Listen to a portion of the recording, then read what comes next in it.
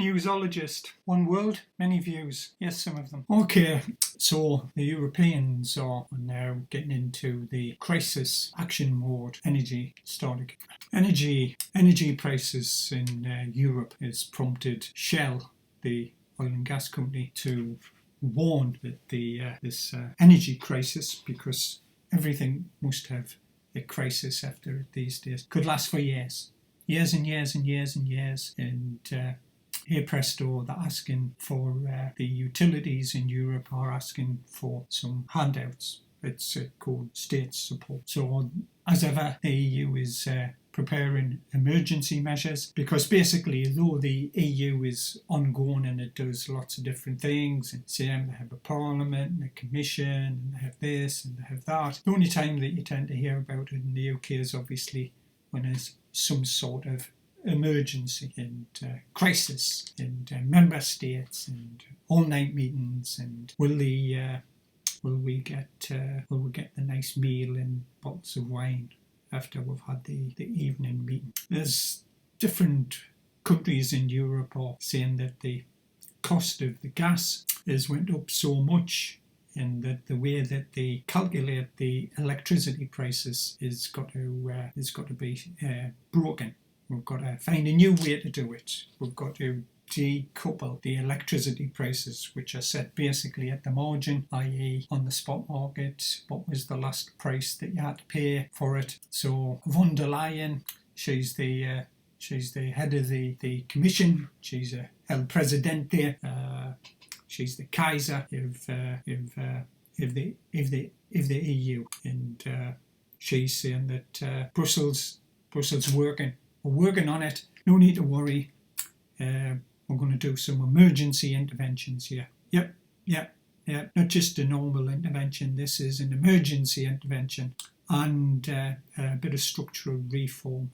When these sort of things happen, you say to yourself, well, structural reform. Okay, gas has went up. Okay, we can allude to the reasons for that. So obviously, the rumble in the East, the sanctions that the Western countries have put on one of the parties in the East, and this has caused gas prices to spike because the EU is restricting what they want to buy and they don't want to pay in the ruble. So part of it is self-induced, but you've got to go back and say, well, structural reform to the power market. So maybe the power market is being out of balance, out of kilter, but people have been quite happy to let it lie that way, because possibly they're making money out of it, and now the wheel turns and they're not making money out of it, so they want the government, in this case the EU, to step in and, dare we say it, bail them out, hand out, change the rules, bit of structural reform, bit of cutting some of this out and adding a bit there, and we'll be back and everybody can go back to sleep and everything will be normal again. So that they're considering, as ever, there's lots of things on the table.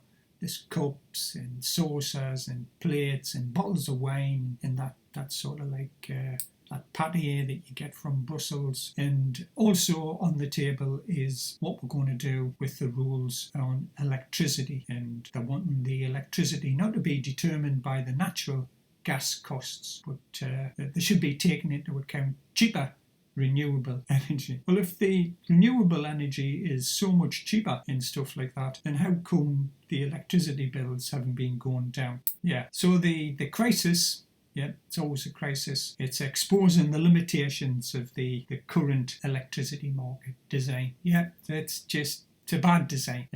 VDL said yesterday. Yeah, she said that. She said lots of things. We need a new market model. No, this is not somebody from Paris on the catwalk. This is a new way for the electricity that really functions. So basically what she's saying is up till this point, it's been dysfunctional, or it's only been dysfunctional because them baddies, them red baddies with the gas, and it's not self-induced. That I don't know how that Nord Stream 2 pipeline even got built. Germany and a lot of Europe has depended quite a lot on Russian gas. The Russian gas, it's good gas, it's smashing gas, it's methane gas, CH4. It's lovely gas. It comes at a nice price, and there's a lot of people, politicians in Europe that have managed to get themselves onto the boards of some of these companies. That might have something to do with it. But perhaps this relying on a country for gas that you have just applied so many rounds of sanctions to, yep, it's like one of them Muhammad Ali Fraser fights where there's just another round and another round and another round, and you've got to wonder that you've tied yourself to a country. Now, a few years ago, there was a Yankee lad. He mentioned something about being overly dependent on a possible adversary, somebody that you're not going to get along. And the Germans, they scoffed at this. Yeah, we're scoffing, scoff.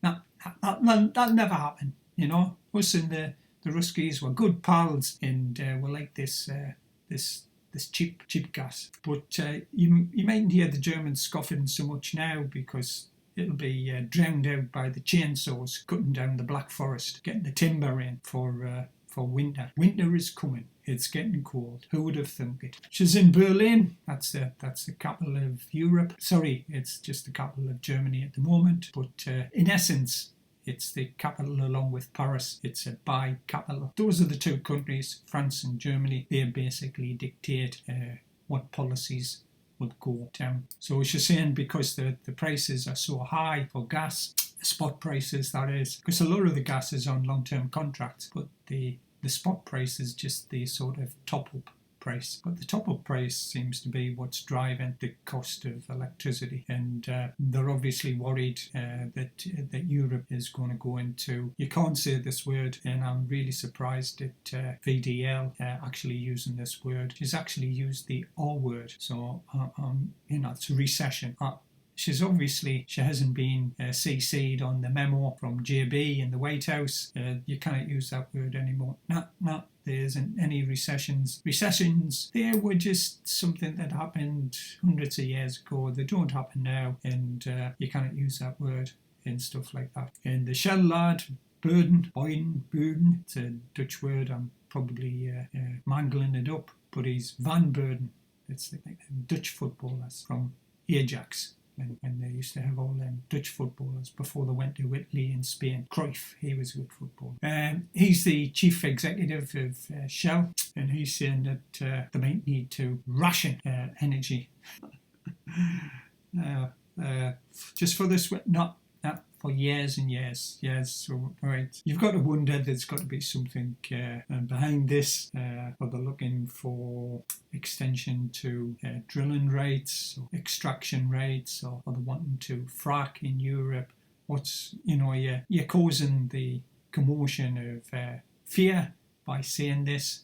Rationing. As soon as people hear rationing, they think, 1 egg a week and, 4 ounces of sweets for a month and whatever else it was. And rationing went on for about 5 or 6 years in the UK after WW2. So once the leaders, our great leaders, our great leaders, get their hands on something like rationing, they tend to be reluctant to be unrationed. They don't want that. It's a nice way to keep people controlled. That's just if you're wearing the aluminium tinfoil hat. But it tends to be, I would think, that Van Beurden, he's possibly angling for something. Angela Merkel in the background. He's possibly trying.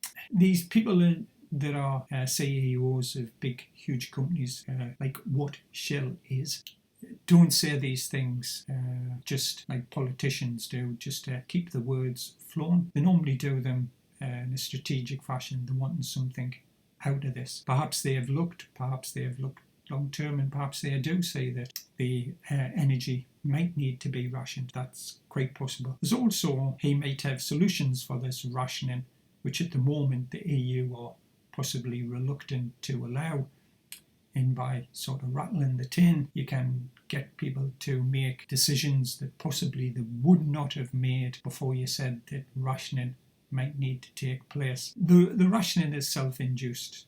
The sanctions are what are causing these higher prices. There's plenty of gas there. the Russians have got loads of gas. They actually, there was this Nord Stream 2, which was doubling the capacity of Nord Stream 1. That's the gas pipeline which runs from sort of western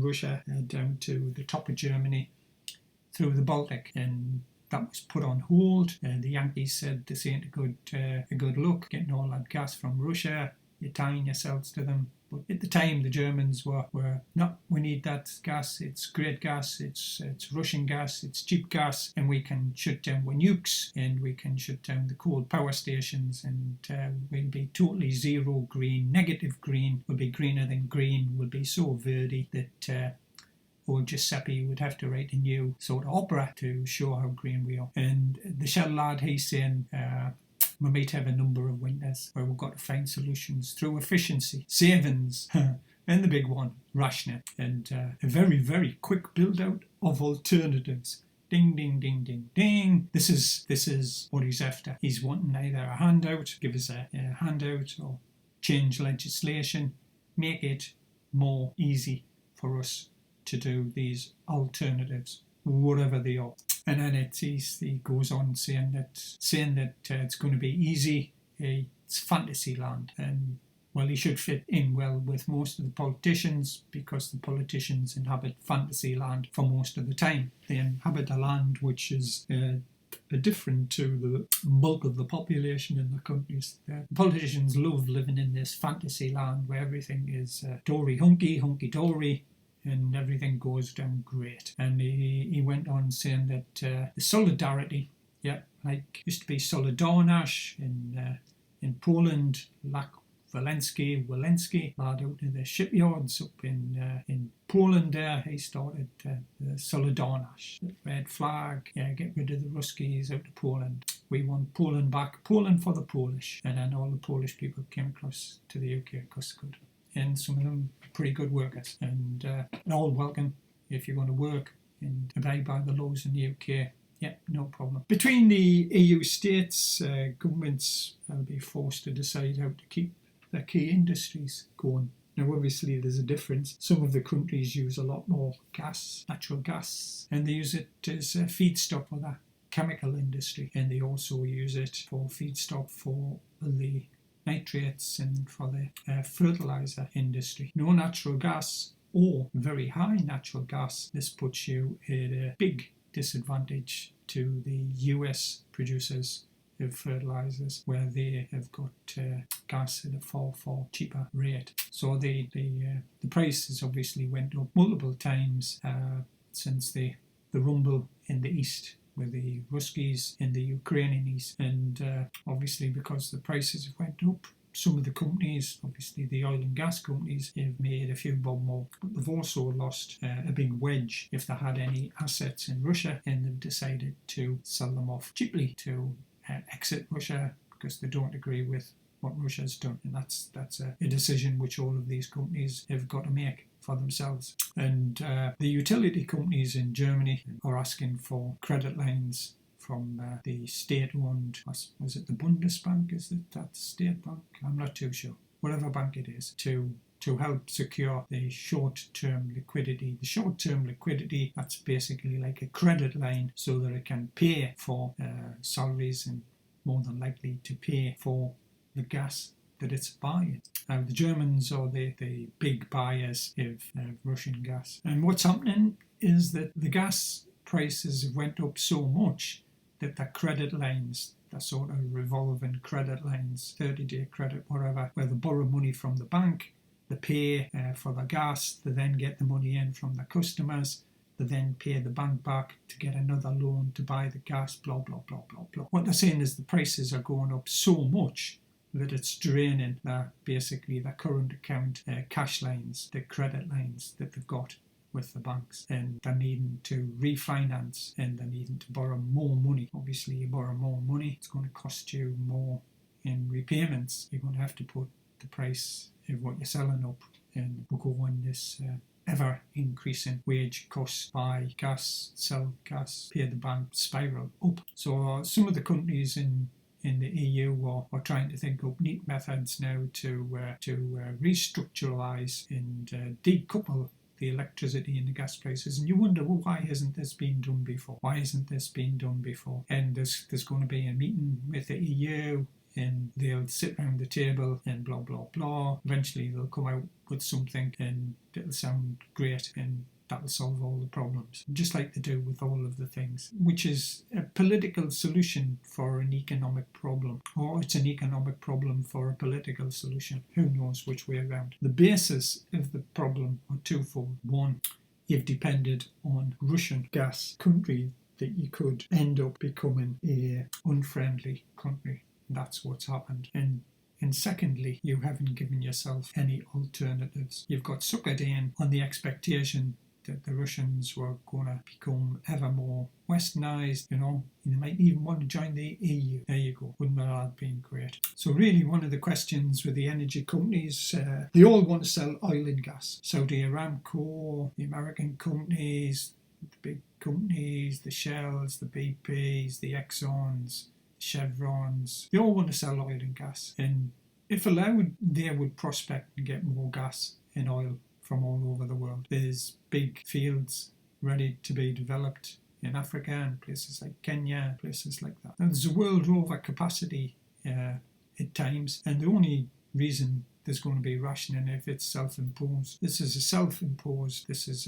get the metal tube, you know what, put it up against your big toe and pull the triggers. It's a conundrum because obviously it's not good what's happening in Ukraine. Of course it's not. People being killed on both sides, people losing their homes, losing occupations, losing their ability to have a reasonable lifestyle in peace, bring their kids up, stuff like that. For a lot of people, for a number of years, that's out of the question. Now, you can argue that the EU's done the right thing and Britain and America's done the right thing and they've sanctioned Russia. You can argue that, of course you can. You can also argue that none of these sanctions has had any meaningful effect. What it's done is it's driven Russia off to be best pals with China. It's opened up the possibility of a second world currency, trading currency. At the moment, commodities, oil, gas, for the last 50 years or so have been traded primarily in dollars.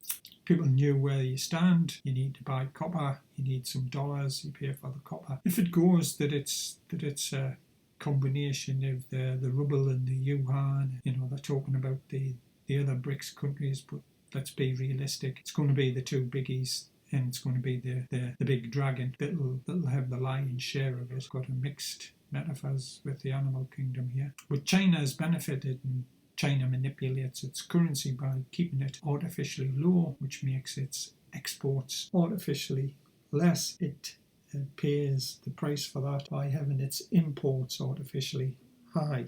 It benefits China because they get more people working. In the world competition, they have an advantage on the cost of production compared with Western Europe and North America. Companies have went there to China to get everything made. Everything. Sister's got a dog. What's this got to do with the energy prices? What's it got to do with China? One of the little packets that she gives the dog these treats out of, I looked on the back, made in China. This is treats for a dog shipped halfway around the world, and you're talking about it being sort of rawhide and little bits of chicken mashed up together, making it look like it's an artificial little bone that's shipped halfway around the world. We can't make something like that in the UK. Possibly we can't. Possibly the price is too high. So you can see, how are you going to compete against the Chinese on this? It's fine saying, we'll reshore, nearshore, bring the factories home, but people in the West have enjoyed, and I'm including North America here, people have enjoyed a higher standard of living on the whole, not everybody,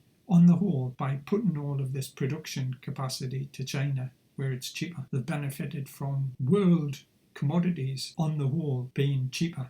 Places like Russia coming online, more oil, more gas, cheap gas. You have as much gas as you want. Here's one Nord Stream pipeline, here's two Nord Stream pipelines. Here's another couple of pipelines. We'll sell you as much gas as we want. You bring production back to Western Europe, North America, possibly places like Mexico. Prices of normal things are going to go up. People's standards, amount of money won't go as far. You have to argue that one. So, what we got, Europe in crisis again. Energy companies asking for handouts, for basically for the credit notes to assist them, and you've got one of the big oil and gas companies saying they might be rationing. But there's things that we can do. So you've got to look a little bit further behind the curtain to see what. Will they come up with some sort of solution? Yeah, of course they will. I mean, to say you've got politicians which can craft anything out of anything, and they can make anything really look good. Might there be some rationing? Yeah, there's always the chance of that. Depends how severe the winter is in Europe. It depends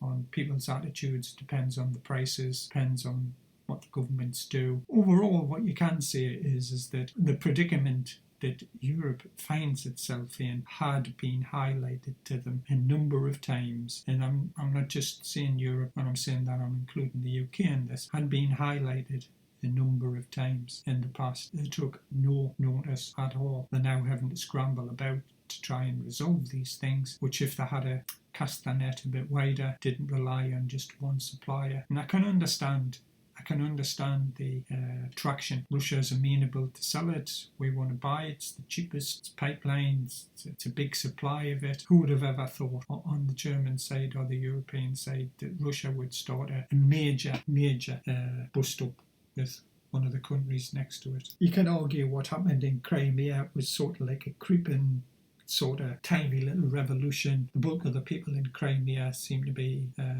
predisposed, ethnically Russian, speak Russian.